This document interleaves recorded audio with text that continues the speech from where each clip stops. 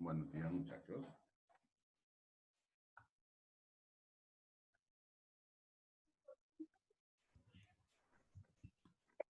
Buenos días.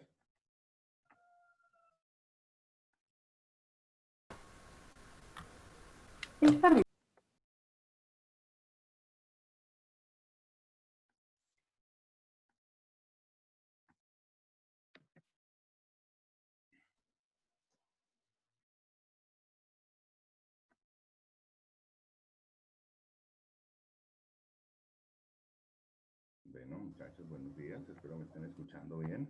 No sé si me están escuchando bien. Buenos días, profe. Sí, lo estamos escuchando bien. Muchas gracias. Pero se lo escucha muy bajito, profe. Uy, sí, algunos me escuchan muy bajito. Vamos a subirle aquí el volumen a ver qué sucede. Bueno, cuéntenme los más, muchachos. ¿Me están escuchando mejor ahora? No sé si es que sea mi equipo o es cuestión del internet. Sí, señora, ahora sí ya se lo escucha bien. Gracias. Bueno, creo que ahí están. Tenemos en el momento 13 compañeros participando. Bien, vamos a empezar. Esta semana vamos a continuar con lo de los compuestos químicos, trabajando lo que son los compuestos covalentes y los compuestos iónicos.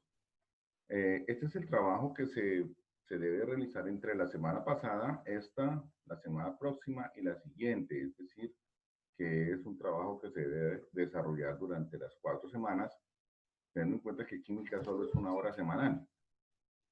Entonces, se tiene que entregar más o menos el 25 de septiembre, o sea que tienen tiempo suficiente para ir desarrollando. Sin embargo, no se confíen de dejar el trabajo para la última hora como a veces les pasa, porque no les van a quedar las cosas bien hechas y sobre todo que no se hace lo más importante que es aprender.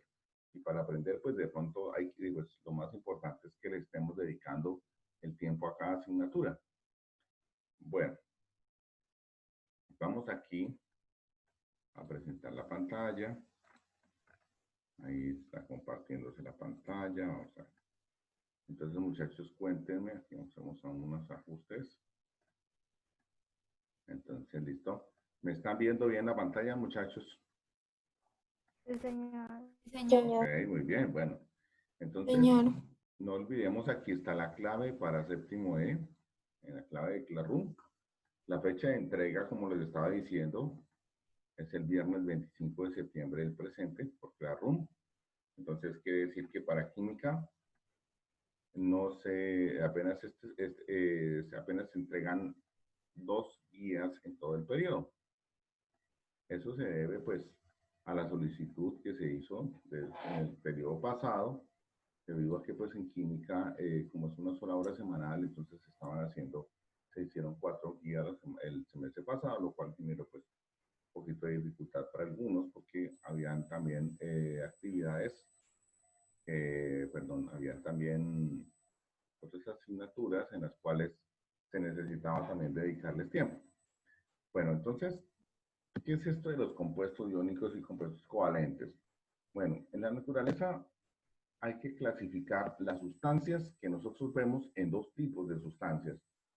¿Por qué es importante clasificarlas? Porque de esta manera vamos a entender una cantidad de propiedades que estas sustancias tienen y que con las cuales nosotros podemos sacarle o bien sea provecho o simplemente podemos tener una idea de cómo es que se organiza en la naturaleza todo el universo de sustancias que existen.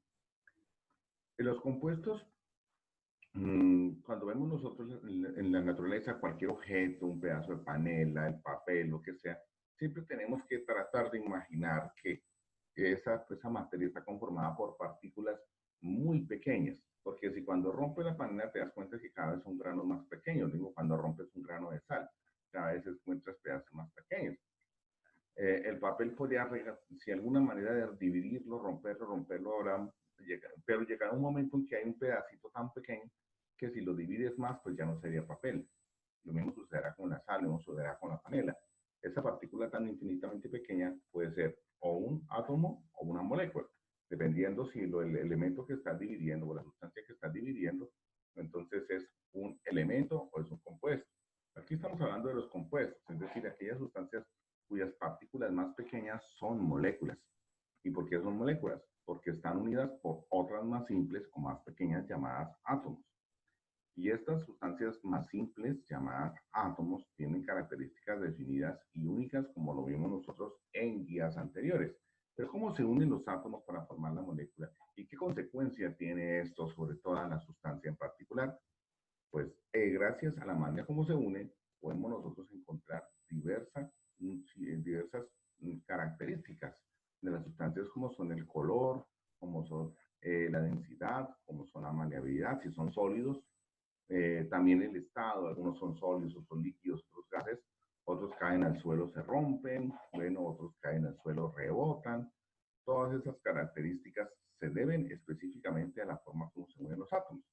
Por ejemplo, ¿cómo podemos pensar que la panela, el papel, el azúcar están hechos de los mismos átomos, carbono, hidrógeno y oxígeno? ¿Pero por qué son tan diferentes? Pues es por la forma como se unen los átomos y por la cantidad de átomos de cada elemento que tienen en una unidad de molécula, una unidad muy pequeña. Bueno, esta guía está el tema de compuestos químicos. Bueno, ya lo sabemos, aquí está.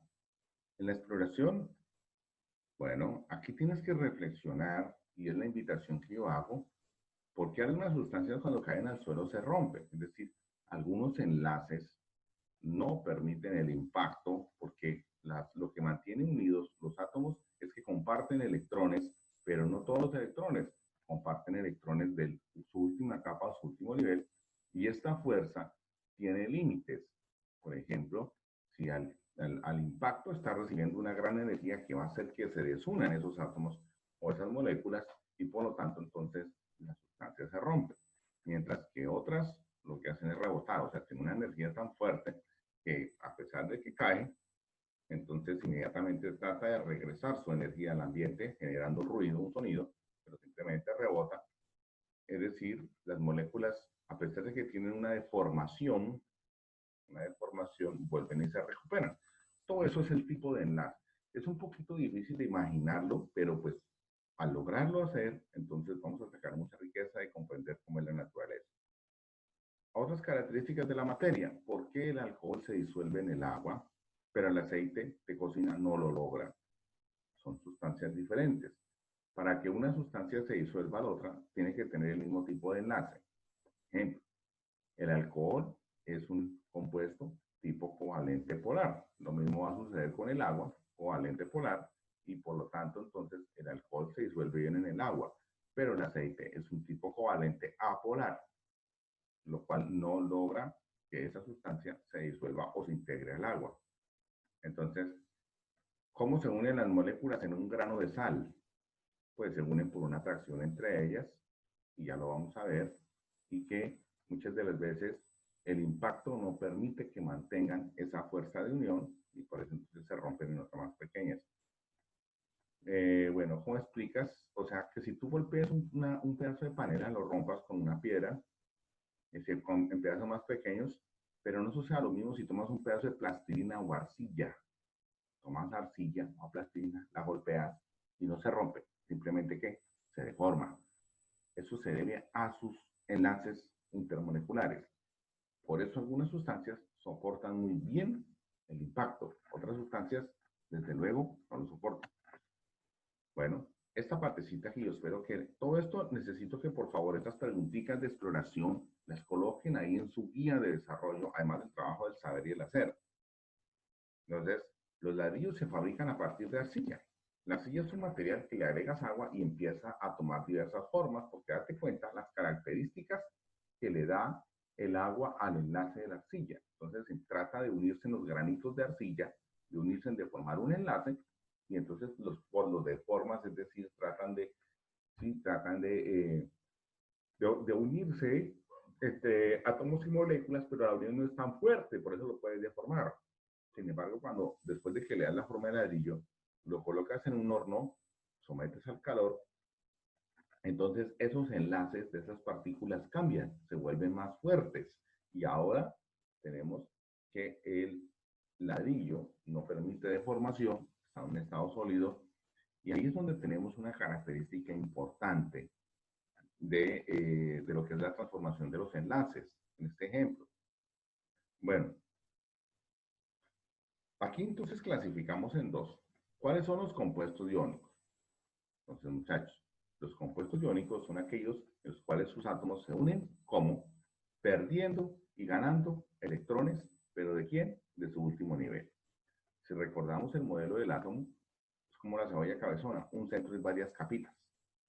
Entonces, imaginemos la capa más externa, como ya lo vimos en guías anteriores, con electrones. Entonces, esos electrones se pueden perder cuando son átomos de baja electronegatividad o se pueden ganar cuando son átomos de alta electronegatividad. Entonces, muchachos, aquí tenemos una característica que son los no metales y los metales.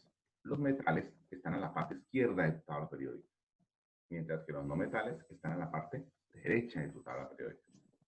Los metales son muy poco electronegativos. ¿Y qué sucede con eso? Tienen tendencia a perder electrones. O sea, si pierden electrones, y tenemos que tener mucho cuidado con ese concepto, porque si un átomo pierde electrones, entonces se carga positivamente. Tenemos el caso del sodio.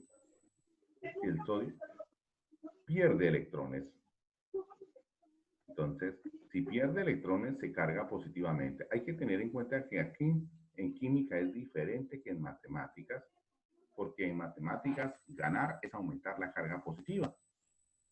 Eso es en matemáticas. Pero aquí en química, el perder es aumentar la carga positiva. Ahí entonces estoy reseñando en el escrito la pérdida de electrones para el sodio. Si te das cuenta, en la tabla periódica, el sodio pertenece al grupo 1A. Aquí en el dibujito que estoy haciendo de la tabla periódica, encuentro el sodio aquí en el primer grupo. O sea, por estar en el grupo 1A, el sodio en su última capa, voy aquí a dibujar el sodio, su núcleo, que tiene 3 capas, ahí está el sodio, y en su última capa tiene apenas un electrón. Ese es el que utiliza el sodio para poderse enlazar, pero en su capa anterior tiene 8. Tiene 8 electrones. Como ya habíamos explicado en clases anteriores, todos los átomos en la naturaleza tienen la gran tendencia a conformar 8 electrones en su última capa, lo cual perdiendo este electrón, entonces quedaría con 2 niveles y en el último nivel con 8. Eso haría que el sodio, entonces, perdiese un electrón y quedase cargado positivamente. Además, los que están en la parte izquierda de la tabla periódica tienen tendencia a ser cationes, o sea, a ser positivos, a perder, y los que están al lado derecho tienen tendencia a ser aniones, o sea, a ganar electrones, y ganar electrones es negativo. Excluimos de esa parte derecha los que son del grupo 8A, los gases nobles, porque ellos ya tienen 8 electrones en el último nivel. Bien. En ese orden de ideas, muchachos, nos queda entonces muy fácil comprender que los compuestos iónicos se unen por un átomo que gana electrones y otro que pierde electrones. El que gana electrones generalmente es el no metal, que son los que están en la parte derecha de la tabla periódica, y los que pierden electrones generalmente son el metal, que son los que están en la parte izquierda de la tabla periódica. Entonces, bueno, aquí vamos a borrar un poquito.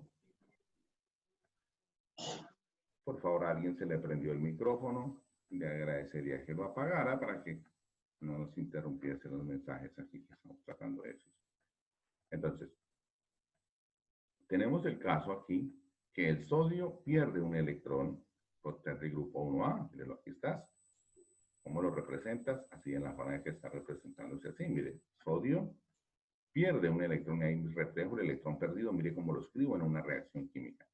Mientras que el de abajito, el cloro, si nosotros miramos en la tabla periódica la ubicación del cloro, entonces el cloro está en el grupo 7A, por aquí. Eso significa entonces que el cloro, por estar a la parte derecha de la tabla periódica, tiene tendencia a ser anión.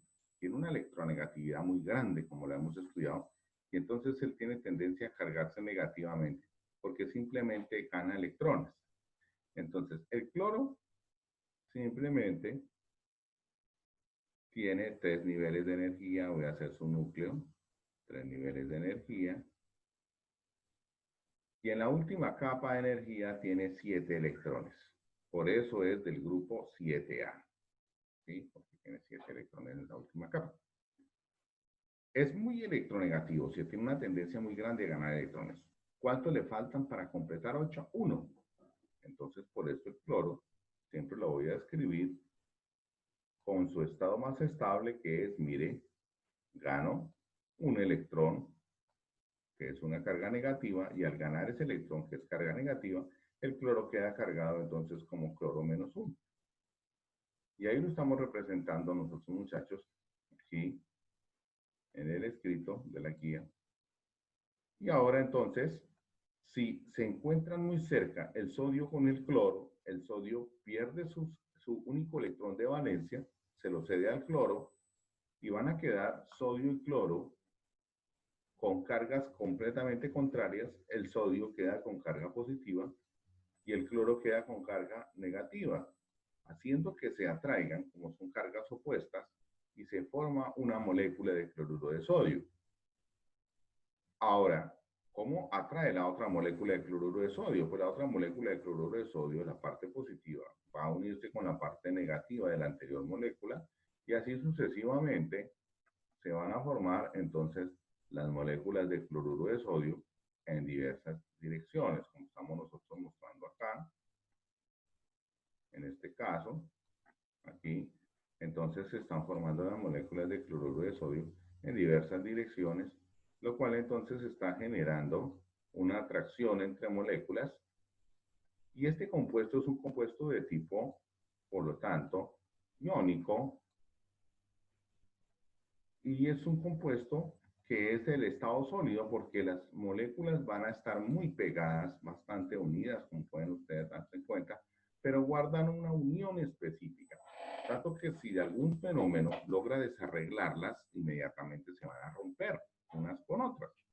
Si yo hago esfuerzo, por ejemplo, un impacto, en un lado, corro una fila de moléculas y logrará entonces encontrarse una negativa con una negativa, se rechazan y se rompe el grano de sal. Eso es lo que ocurre cuando nosotros tomamos un grano de sal y tratamos de comprimirlo. Entonces, aquí en la guía aparece la explicación de todo esto, que tú lo puedes ahí encontrar. O igualmente pueden revisar aquí la grabación de la clase, que se les queda y se les envía. Entonces,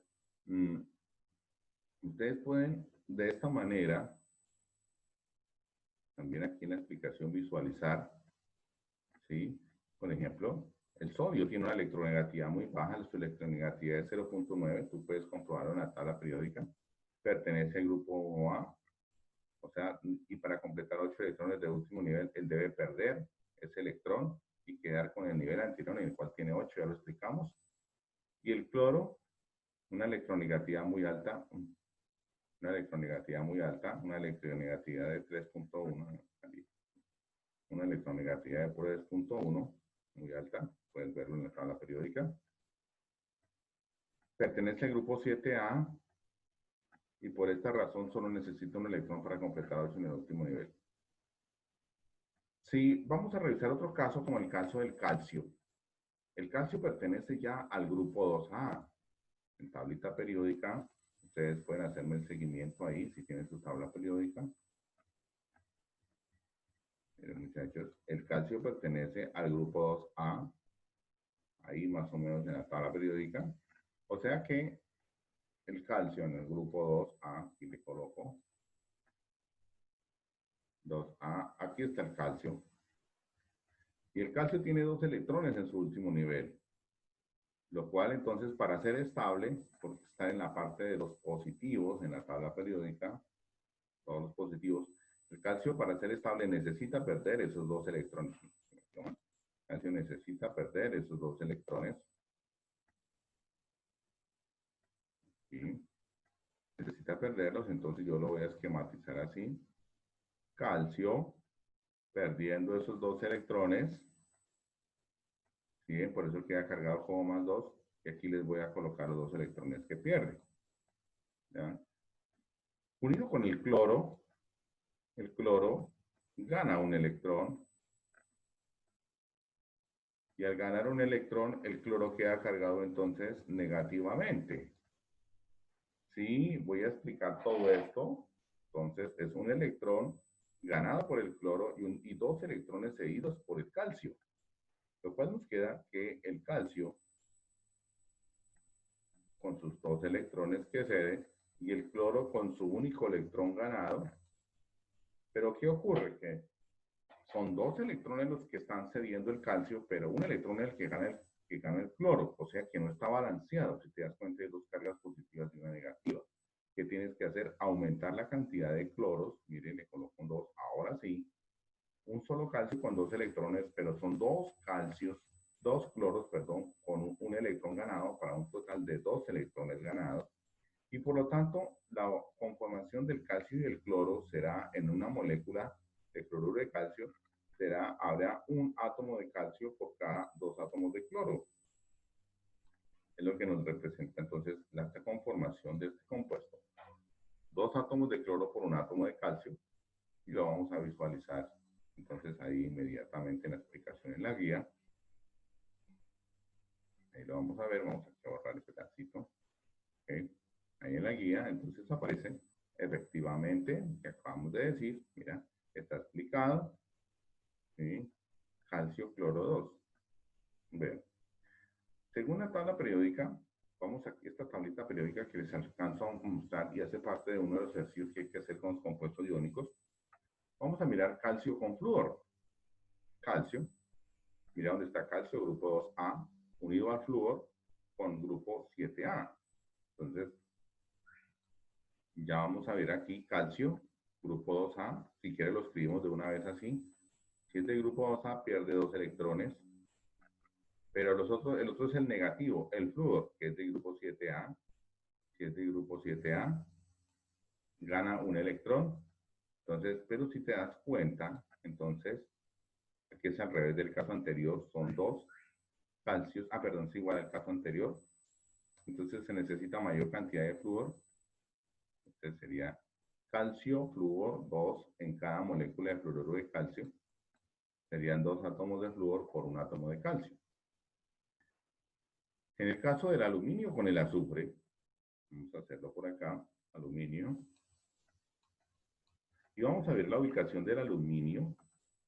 Mírelo, aquí está en el grupo 3A, o sea que tiene 3 electrones en el último nivel y está al extremo izquierdo, o sea, pierde electrones y va a perder esos 3 para quedar con 8, que son los del nivel anterior. Entonces, el aluminio perdió 3 electrones. Y nos dice que tenemos que unirlo con ¿quién? Con el azufre, aquí en el punto 2. Aluminio con el azufre. Entonces, vamos a unirlo con el azufre. Pero ¿qué ocurre? Que el azufre, mire, está en el grupo 6A. O sea que el azufre, para ser estable, como ese va a ser negativo, necesita ganar 2 electrones. Así logra tener entonces 8. 6 y 2, 8. En este orden de ideas, si te das cuenta de lo que estoy haciendo aquí en la pantalla, son un aluminio con 3 electrones cedidos y un azufre con 2 electrones ganados. Aquí cambio un poquito las condiciones para nivelarlo. Por lo entonces yo tengo que unir 2 aluminios por cada 3 azufres. ¿Y eso por qué así? Mira, 2 por 3, 6 electrones cedidos y 3 por 2, 6 electrones ganados. Entonces quedan nivelados los electrones cedidos con los electrones ganados. Y la conformación de la sustancia va a ser, entonces, 2 aluminios por cada 3 azufres. Entonces, para que ustedes lo vayan teniendo en cuenta, muchachos. Y ahí tengo ya la conformación, entonces, de este compuesto, el que se forma aluminio con azufre. La unión del magnesio con el fósforo. ¿Dónde está el magnesio? Miren, aquí está. Grupo 2A, magnesio. Lo puedo escribir de una vez. Magnesio. Grupo 2A, pierde 2, que es de la izquierda. ¿Con quién? Con el oxígeno. El oxígeno es muy electronegativo. Y como el oxígeno... no, magnesio con fósforos, perdón. Magnesio con fósforo. Entonces, bueno, aquí no dibujamos el fósforo, pero el fósforo está más o menos aquí debajo del nitrógeno, acá. Aquí está el fósforo. Entonces, el fósforo es del grupo 5A. O sea que al fósforo le hacen falta 3 electrones, porque tiene 5, le faltan 3. O sea que al ganarlos quedaría cargado como más 3. Y entonces, ¿cómo tendría esta proporción? Igual que en el caso anterior, solo que cambia un poquito. Aquí tendríamos el 3 y allá tendríamos el 2. ¿Por qué? Porque 3 por 2, 6 y 2 por 3, 6. O sea, 6 cargas positivas y 6 cargas negativas. 6 electrones cedidos y 6 electrones ganados. Y voy a escribir el compuesto, es como magnesio 3, fósforo 2. Ahí está. Entonces ahí tienen, muchachos, el otro compuesto formado. Y el último es el potasio con el oxígeno, en este ejercicio que estamos aquí revisando, el potasio con el oxígeno. Entonces vamos a hacerlo aquí, potasio, y voy a ubicarlo en esta tablita A, está en el grupo 1A, o sea, pierde un electrón. ¿Con quién lo uno? Con el oxígeno grupo 6A, o sea, gana 2 electrones, porque es del grupo 6A, y de esa forma entonces voy a unir, pero no están nivelados los electrones. Tengo que aumentar el número de potasios.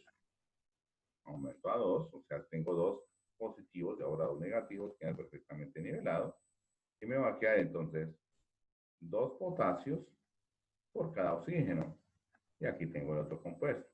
Así sucesivamente, muchachos, pueden ustedes practicar con la formación de cualquiera de las sustancias que estamos colocando, no solamente acá, sino trata de imaginar cómo podrías armar las sustancias que sean iónicas. Estamos hablando de los compuestos iónicos.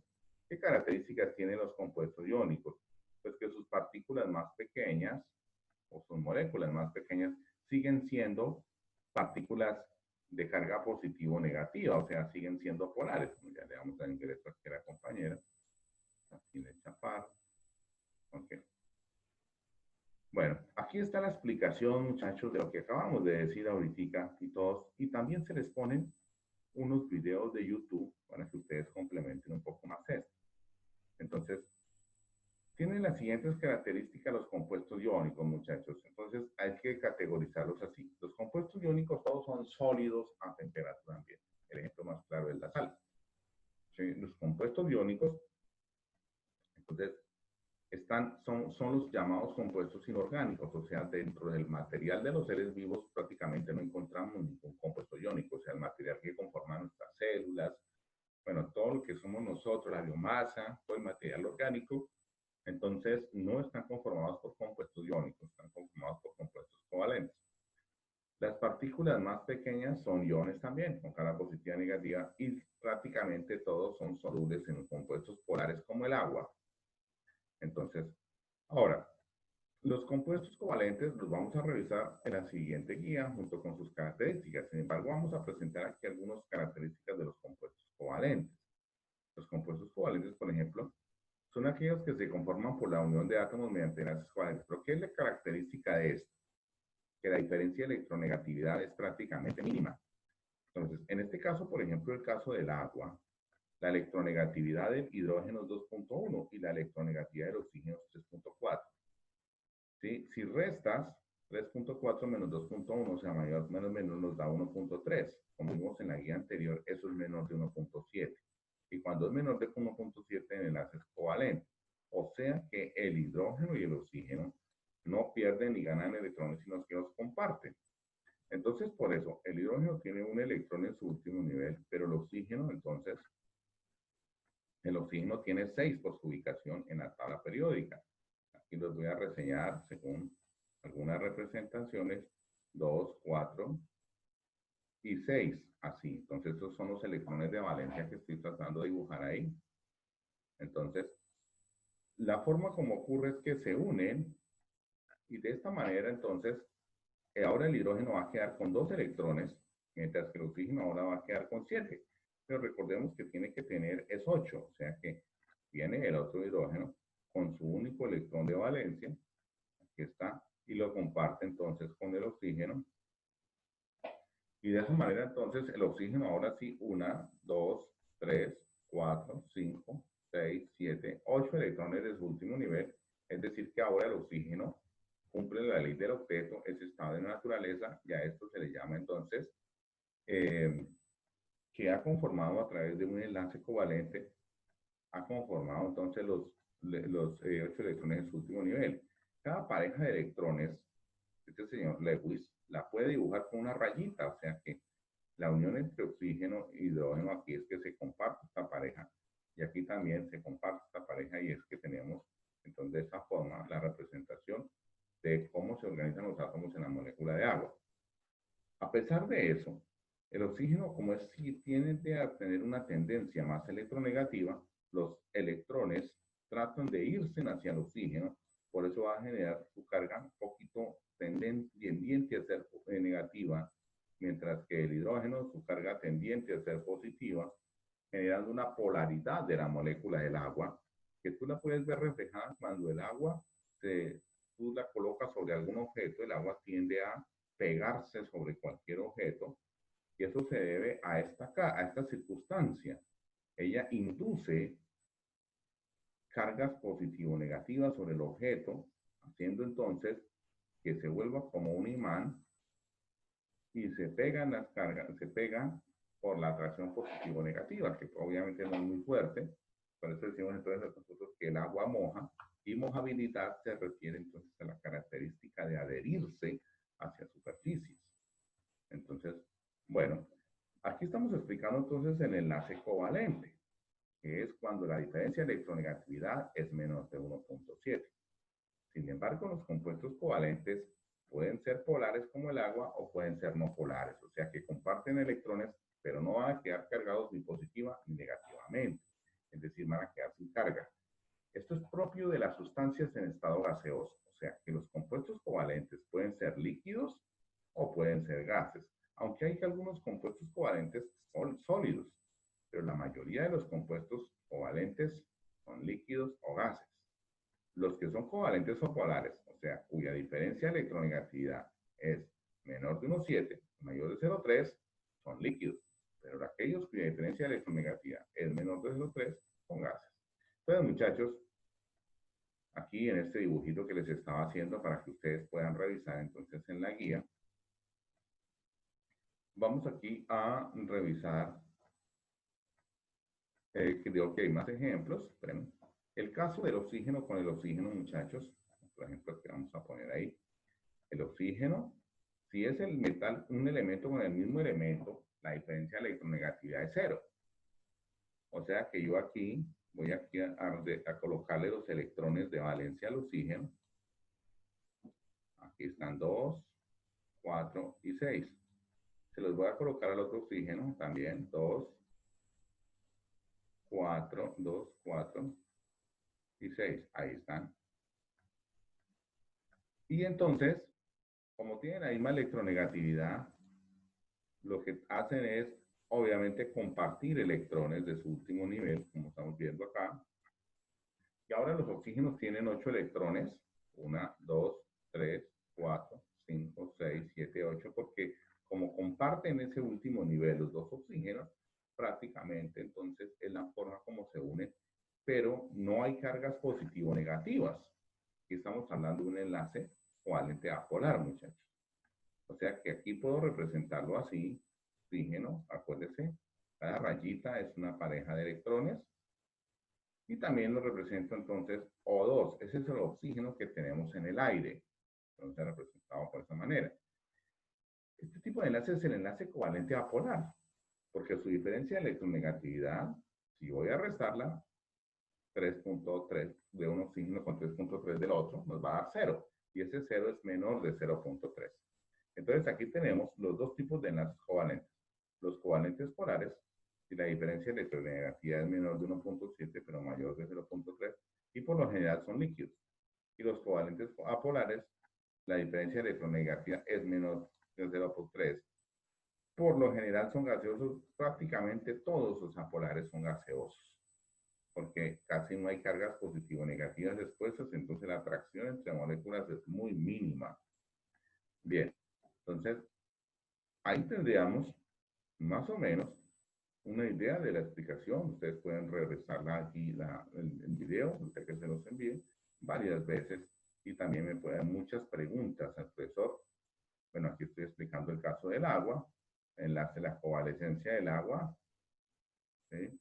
Los compuestos covalentes apolares, caso del oxígeno, estoy explicando, mire aquí entonces la formación de lo que acabamos de decir, los compuestos covalentes, enlace covalente, y aquí también la conformación de compuestos covalentes de hidrógeno con el hidrógeno, del flúor con el flúor, del nitrógeno con el nitrógeno, para que ustedes repasen bastante en esa guía y entonces puedan hacer un buen proceso de aprendizaje. Bueno, aquí lo vemos entonces, mire, otra vez compuestos covalentes. Y entonces, aquí por ejemplo, yo digo un ejercicio que aparece ahí, ¿cuáles son covalentes o polares? Lo que tengo que hacer primero es tomar, si me dieron, como ejemplo, el caso del cloruro de sodio, tengo que tomar el sodio, saco su electronegatividad, consulto la tabla, el cloro su electronegatividad, la resto, como me dio 2.2, me doy cuenta que es mayor de 1.7, luego es un compuesto iónico y por lo tanto es sólido. En el caso del dióxido de carbono, busco las diferencias de electronegatividad, el carbono es 2,55, el oxígeno 3,4, resto menor menos mayor nos da 0,9, eso está entre 0,3 y 1,7, por lo tanto es un enlace covalente polar, pero aquí hay una de las, o sea, una de las excepciones, y es que debería ser líquido, pero realmente es sólido, es gaseoso, porque el dióxido de carbono, o sea, las diferencias son, mire, 0.89, casi 0.3, entonces es una diferencia mínima, por eso ya tiene tendencia a ser gaseoso, y el dióxido de carbono es gaseoso. Entonces, el ejercicio de, bueno, aquí están lo que son los tipos de enlaces que los presenté. Diferencia de electronegatividad menor de 1.7. Si es menor, los electrones se comparten. Si es mayor de 1.7, entonces se pierde o se gana con eso. Entonces, aquí, si es menor de 1.7, pero mayor de 3, en compuestos covalentes. Si es menor de 0.3, es un covalente apolar. Nuestro es covalente polar. Entonces, ahí está. Y las actividades que generan tu calificación. Selecciona 5 elementos de la tabla periódica que sean cationes, o sea, los que están a la izquierda de la tabla periódica, los del grupo 1A, 2A o 3A, y 5 que sean aniones. Entonces, los aniones son los que van a estar en la parte derecha de la tabla periódica, o no metales. Colocar 5 elementos de la tabla periódica cationes que pierdan la misma cantidad de electrones, o sea, estás buscando, tienes que buscar en la tabla periódica los que están a la parte izquierda, bueno, un esquema de la tabla periódica, los que están a la izquierda, pero que pertenezcan a un mismo grupo. Esos son los que pierden la misma cantidad. Que pierden la misma cantidad, colocar 5 elementos de la tabla periódica que sean, y que ganen la misma cantidad, cualquiera que pertenezcan al mismo grupo de la parte derecha. Entonces, ahí está. Investiga porque son importantes los compuestos iónicos en la naturaleza. Son todos el mundo mineral, las sales, etc. Porque son importantes tanto para la naturaleza como para nosotros los seres humanos. Realizas un cuadro de comparación donde colocas las diferencias entre los compuestos iónicos y los compuestos covalentes. Bueno, una diferencia es que los iónicos son sólidos mientras que los covalentes son líquidos o gases. Coloca todas las características que encuentres entre compuestos covalentes. Bueno, aquí vamos a colocar el borradorcito. Van a empezar a desarrollar esta guía, muchachos, y en el transcurso del tiempo que falta me van preguntando si es necesario una nueva clase, porque de pronto lo que no comprendí, entonces cuando empecé a hacerlo, ahí sí me empezaron a aparecer las dudas, es ver. En el caso, el hacer es lo mismo que hicimos. La unión del aluminio con el bromo, lo mismo que hicimos ahorita. El aluminio del grupo 3A pierde 3 electrones. El bromo del grupo 7A gana un electrón. Entonces, mire, un aluminio con 3 bromos, entonces está AlBr.